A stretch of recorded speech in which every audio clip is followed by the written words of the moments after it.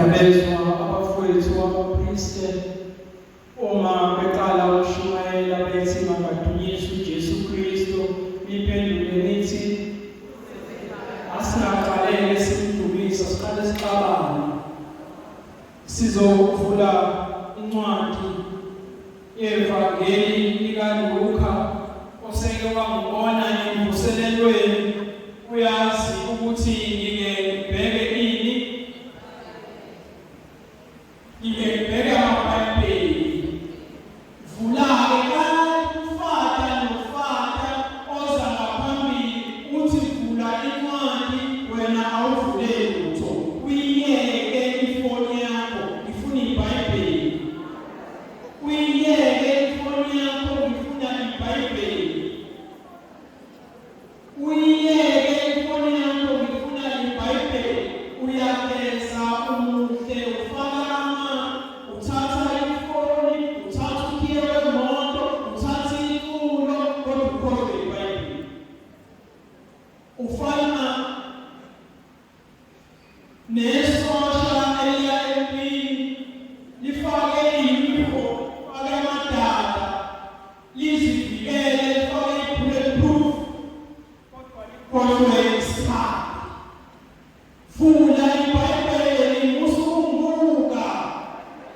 Vula iBhayibheli musukumbuka.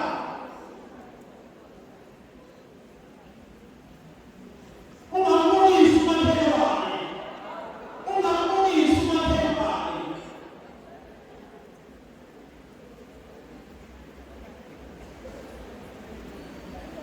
Abangaphethe amabhayibheli niyakwazi sokwe cha musakuhambela phambili. Ngikusho niyakwazi esokwe nizokwazi. Nizokwazi. Uyanjani umsebenzi ungaphethe iBhayibheli? Nase ningabakhe. Ningawaphethe amabhayibheli. Uyathokoza usathane ngani. Bekuthi abanye ngiyababona banonile. Imfundo ngokwasatha izonda kaphela. Angithusi ngitshela iqiniso. Sizovula ivangeli likaLuka. Ungamukisi umakhelwane ongaphethe iBhayibheli. Serious. Uvule chapter 22.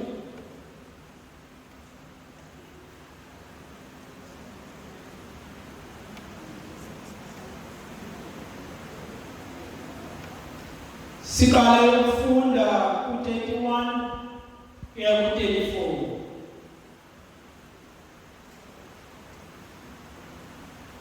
ULuka 22 ivesi 31 kuya ku-34. Abaningichazi maniphethe amafoni nifunda iBhayibheli kuwona. Ngoba ngasengena i-voice note kamngani wakho ethi 3 minutes 20 seconds.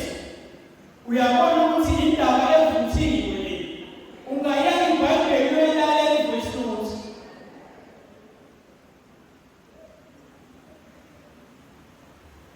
Ngoba ivangeli elikaLuka 22 31 kuya ku-34. Ngicela nisihloniphe ivangeli, sisukume nongaliphethe iBhayibheli. Awukwenza into eyodwa nje yokusukuma.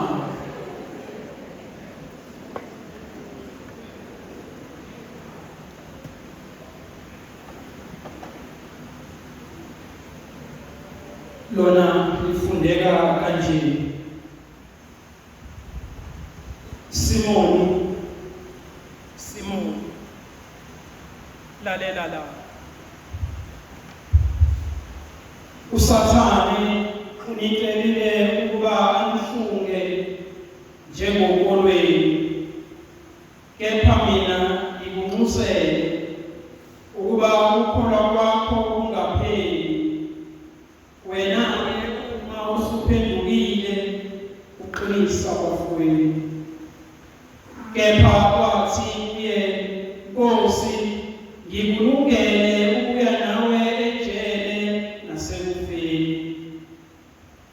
uJesu wayesethi yakutshela Petro ukuthi ikhude lingakakhali namhlanje,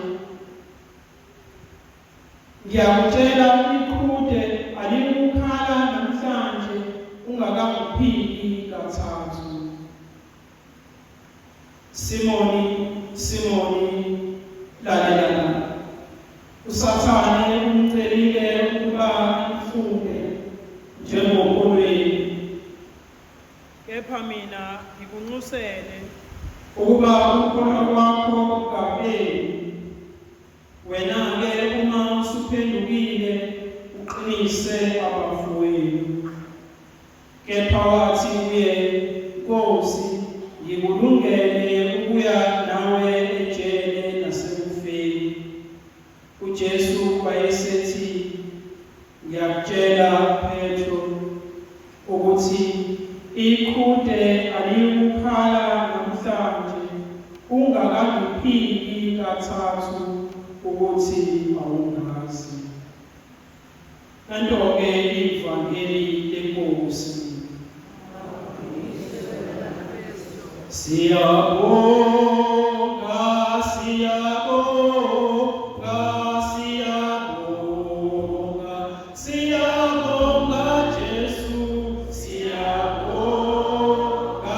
siyabonga, siyabonga, siyabonga Jesu, siyabonga, siyabonga,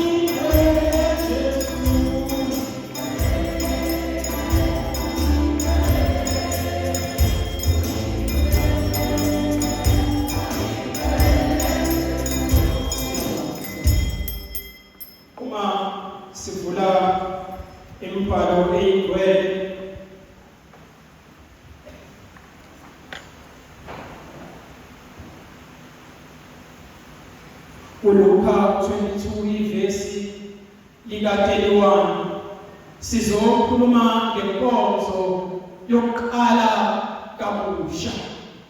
Niyakwazi ukuqala kabusha noma silangazela ukuqala kabusha. Seke wafisa ukuba isikhathi sibuyele emumva uqale kabusha ngoba sekukhona amaphutha owenzile endleleni.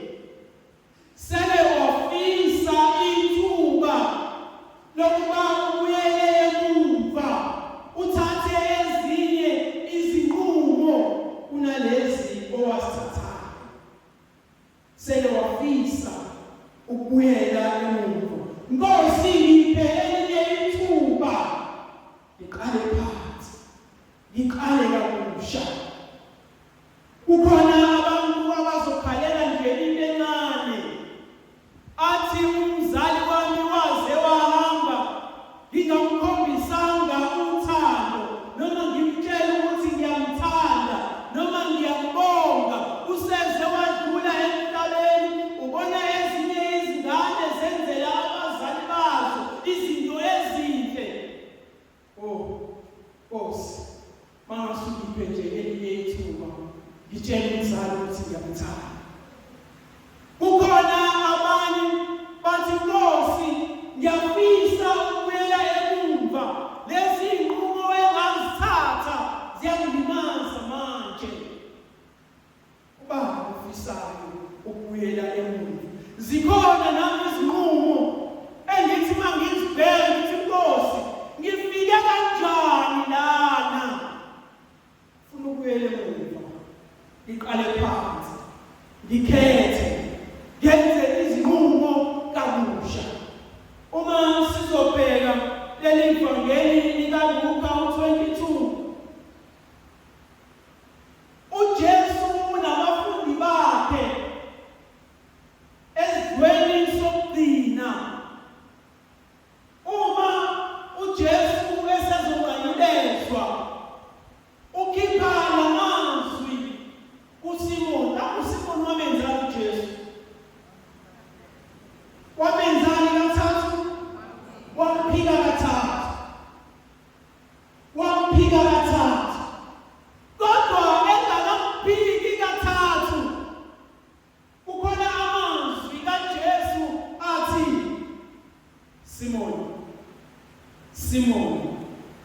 lalela la kusho iBhayibheli lalela la usathane unicelile ukuba nifunge njengokolweni kepha mina ngikumusele ukuba ukukholwa kwakho kungapheli wena ke uma usuphendukile uqinise abafundi ngokucabanga kwami uma ngifunda le mbhalo engcwele ngike ngizitshele ukuthi uJesu wakhuluma noSimoni ekhuluma naye ngezwi eliphansi behleli etafuleni athi Simoni ungamemezi konke ngifuna ukukutshela ungamemezi usathane unelile ukuba afunge njengokolweni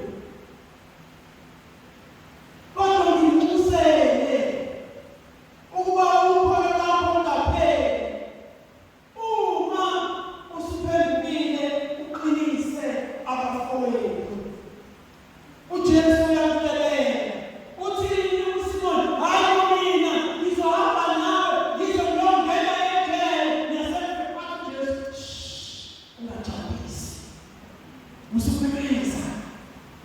musukumemeza uzophila kathathu hayi musukumemeza uzophila kathathu kwesinye isikhathi njengamakholwa sike sibe nezinto ezinhle esiyifisayo nezinqubo esiyifisayo kodwa uma sesiphila emhlabeni uNkulunkulu uyazi ukuthi hayi wena usazowa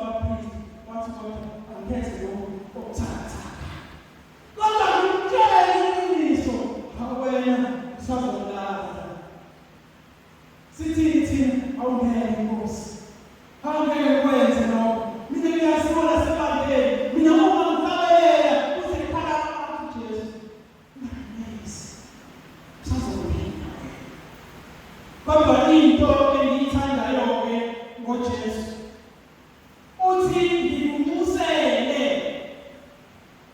ngikukhulekele athi etshela uJesu ukuthi uzomphinda athi kodwa nanti phambi ngikukhulekele ukuba ukholwa kwakho ungapheli uma usuphendukile uqinise abafowethu. Qaleni-ke siyibheke le ndaba sizokhuluma ngenkonzo yokuqala kabusha, inkonzo yokuqala phansi ngoba uma siphila empilweni kukhona izinqumo esifisa sengathi asange sayithatha ukubona usungaphakathi ukubona usuyenzile into uma usuthini hayi ngeke ngiphinde hayi Nkosi ngeke ngiphinde hayi Nkosi masungidlulise kulo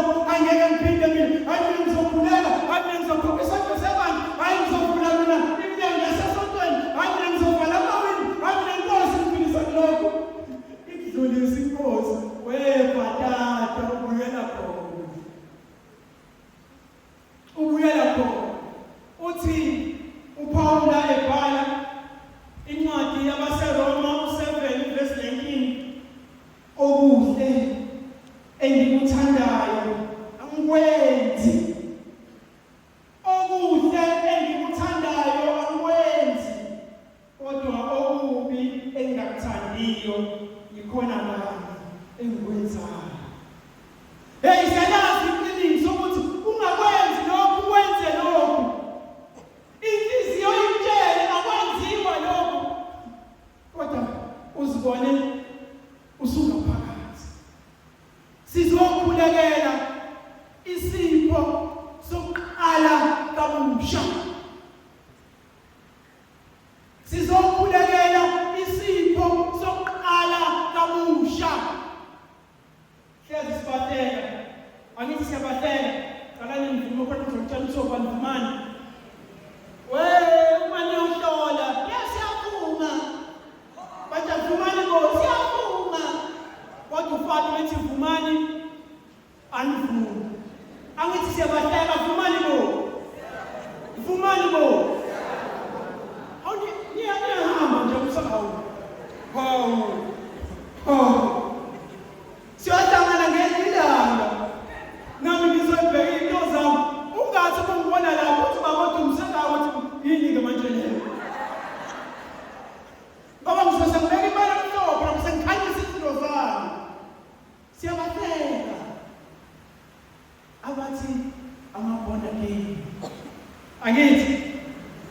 Angithi nazo amabhona game. Asona thina. Siyabateka amabhona game. Kanti thina ngombabhadiso senziwani? Sizala kabusha. Uthi sidinjwa isilisi. Sasaqoqa umsobo osebenza amazivini umsobo wasebazivini. Asitolike ukuthi ibhona game ishuthini. Siyabateka. Siyafisa nathi uba sengathi singazalwa kabusha. Athi uPaula, awukuhle ngithanda ukwenza. Awukwenzi. Kodwa lokho engakufuni ngenza konakali. Awukubhekeke empilweni yakho. Ikephi la uqala khona kabusha. Uyaphela unyaka u-2024. Iziphi inqumo oyithathile onyakeni? Ngaphandle lokweyitokufela, uthi hayi ngizozidala isitokufela, hayi ngizophusha lapha, hayi ngizoboleka la, kodwa ngoSeptember kube seyaphusha, phela ngoSeptember uDisemba kuyahlukaniswa, usuyababaleke shiye lokho. Abanye benze izinqumo bathi bazoba nama-summer board. Athi uqala ngonyaka akajima umhlola, uphathe isigubhu 5 liters nolamula, kungayena, udliwa inyama yakosa, hayi no ngibedayethe mina. Ushaye umathi usethi inyama yenyobo. Phela ngoJanuwari uyiphuzela amanzi anolamula.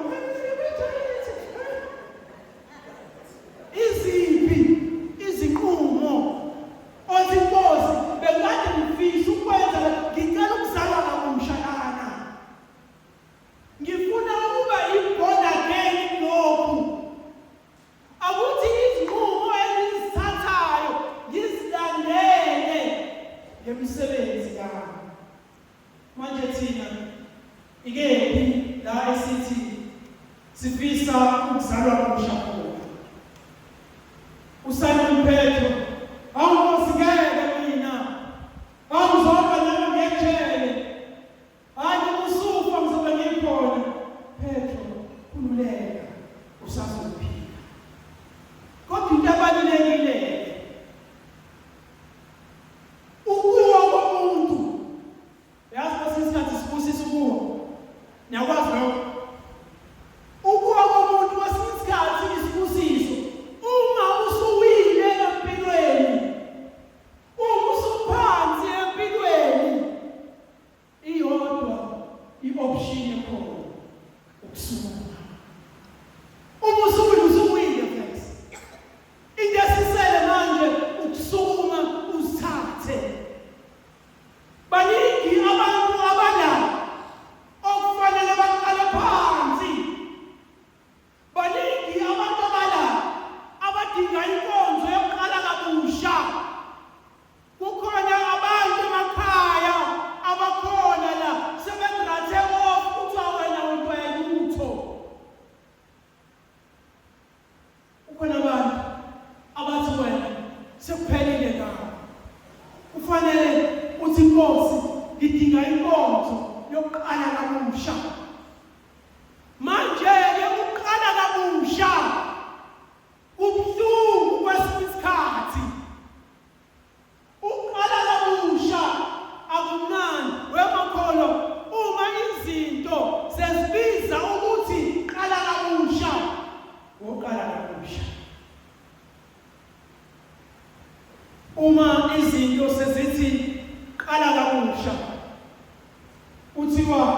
downgrade.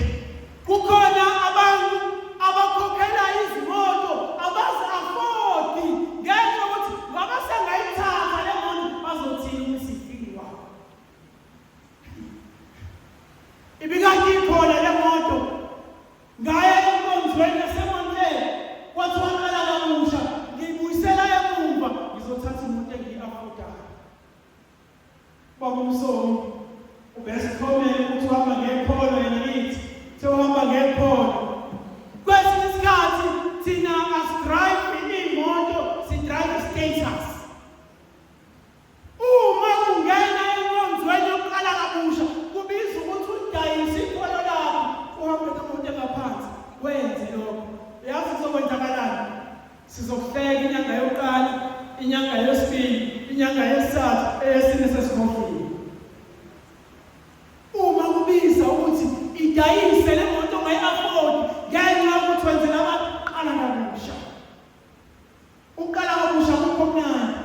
Kukhona abantu ngenxa yokuthi isikhathi sesihambile ukuqala kabusha kwabo ukuyidayisa-ke imoto qobo abuyele ematekisini. Bazothina umakhelwane sengithi sibo-4 back seats. Bazothini sengiphatha i-umbrella uma ngiphume ekhaya ngiyomisa itenisi. Abanye bekuthiwa qala kabusha kuthiwa naleyo moto onayo uyazi ukuthi wayithola kanjani, awuyi-afford, qala phansi. Qala phansi. Asidlule lapho. Abanye inkonzo yokuqala kabusha ibiza ukuthi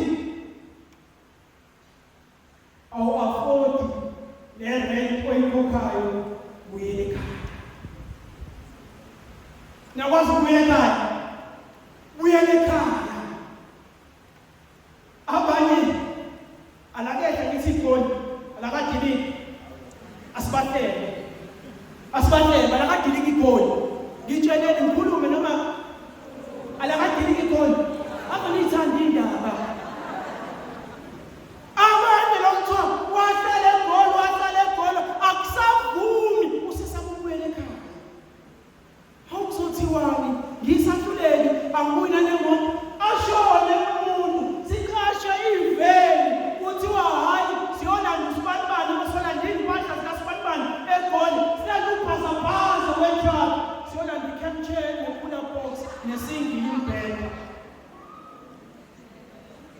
Thina sazi phela ukuthi umalume usekhona unomuzi. Kanti bebiza ukuthi athi umalume hayi akusahambi kahle ngicela uzoqala phansi ekhaya. Funa uqale phansi ekhaya.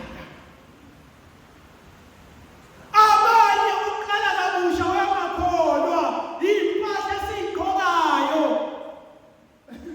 Uyazi umuntu ogqokela indlala, yazi umbona ngani umuntu ogqokela indlala nokuhlupheka.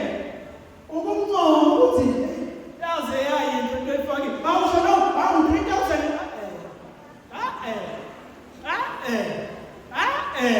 Halo, awungena uthi u-4,000 yaze yayinto into efakile. Ngiyabonga. Umuntu owafodayo uthi ngiyabonga. Kodwa lo ongafodi uza kutshele no-38 cent. Ekugcineni yayibanibani no-38 cent. Ukuhlupheka. Abanye bethu ukuqala kabusha ukuthi angisazi isitolo esibizayo jisipha angisazi. Angisagqoki lapha. Kulesa sitolo uma ungena bakunikeze kuthiwa thiwa coffee. Khona into le kanjani kuthiwa hlala phansi sikulungisele. Cha, angisagqoki lapha. Sengigqoka lapha. La ngena khona wonke umuntu. Ngobani uqala kabusha. Thina senzela abantu inkonzo yokuqala kabusha. Uma ijeni abengithanda le spiritual asagiyeki. Awukusi le nkonzo yokuqala kabusha ukugqoka lapha. Yangizisho iy'tolo. Awu-afford. Just give ngala lapha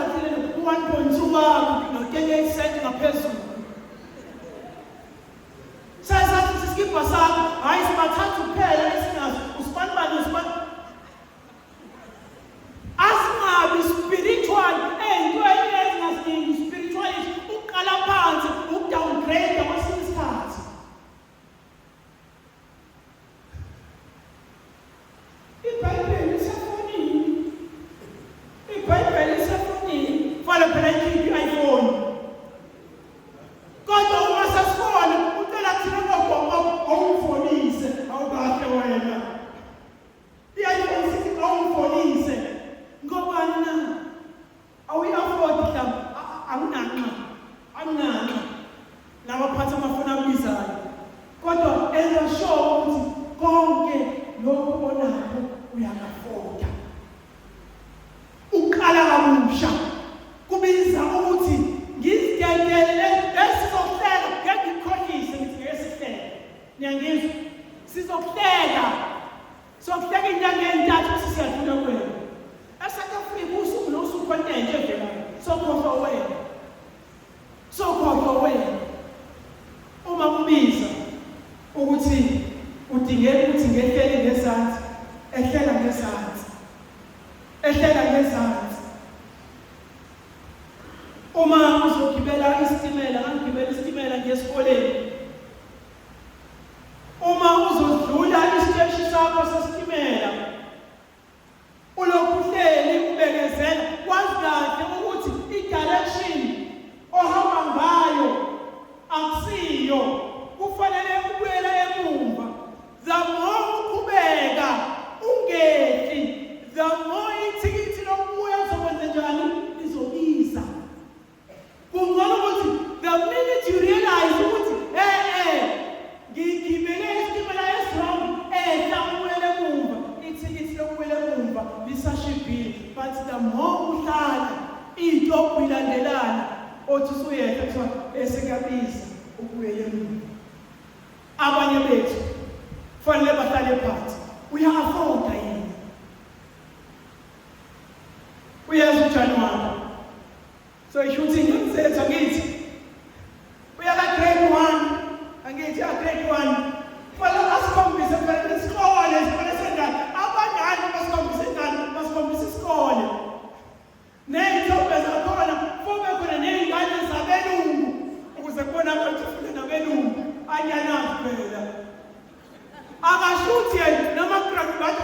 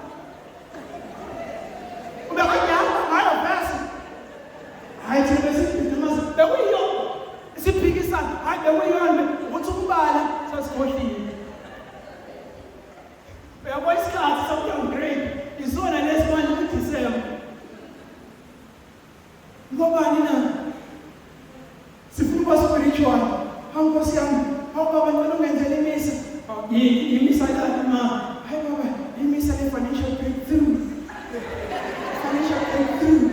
lithi uma sengikhulekela ngithini hayi nje baba uNkulunkulu uyazi ukuthi ngidinga ini siyangena ku-messages u-messages wakho ogeza ukhanyilana awuafuthi downgrade hayi khuleka ngisazoyigcwalisa uma nje sengithi ngisakuthaba kodwa sizoqala kabusha into engiyithandayo kophethe wathi emphikile uJesu hamba-ke uyovula izenzo zabapostoli u-2:14 izenzo zabapostoli kuthiwa kuphethe yebo wamphika uJesu asuvule asivule izenzo zabapostoli 2:14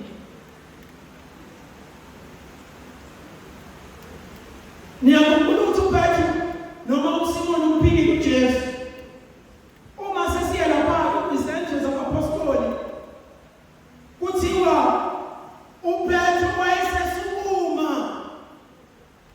wayesesukuma waphakamisa izwi lakhe waqala washumayela uyena lo okade esaba intombazane athi akumazi waphika uJesu kathathu lavalwa ivangeli kaLuka simvala kanjalo uphethe ephika uJesu eligwana sesivula izenzo zabapostoli u-2:14 kuthiwa uphethe into engiyithandayo kuthiwa wasukuma into yokuqala kuthiwa wasukuma ubekade esaba intombazane ithi hayi ngiyakwazi wena ungomunye wabafundi bakho hayi amazi indoda endala esaba intombazane kodwa kwizenzo zabapostoli kuthiwa le ndoda yathi hayi phela ngisasaba manje kuthiwa wasukuma le nkonzo lena sukuma le nkonzo sukuma le nkonzo ngiyasithatha lesinqumo sokuqala kabusha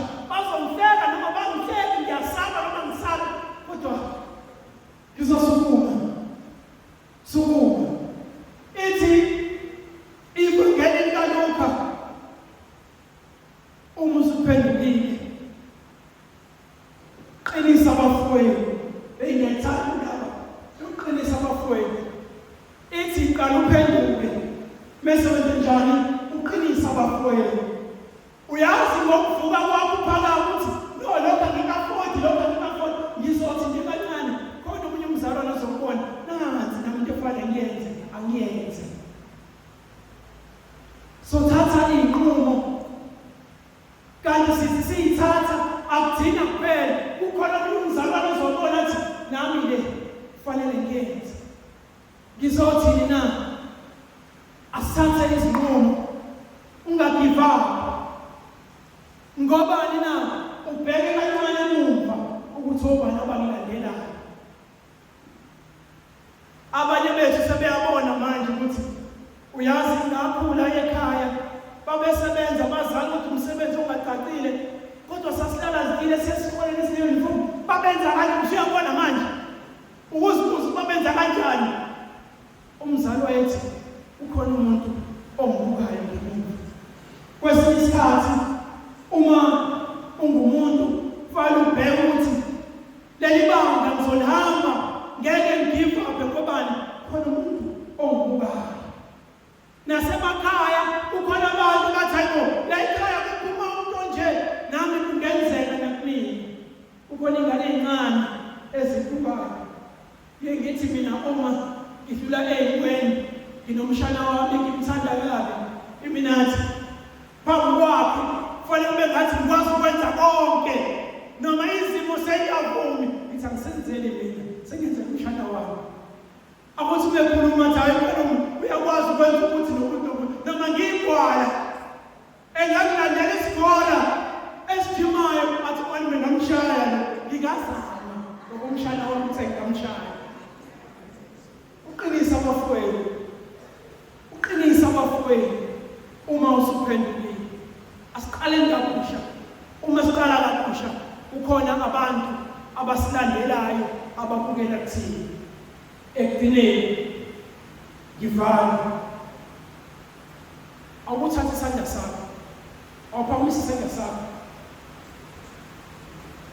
vusa nolele ngitshela ukuthi siyapledge manje siyapledge mina sengipledge 200 mvusa uthi mina sengipledge 200 uma ungapledge manje yenyuka imali awusathi isandla sakho usibeke ngaphansi kwekhaya ulalele kancane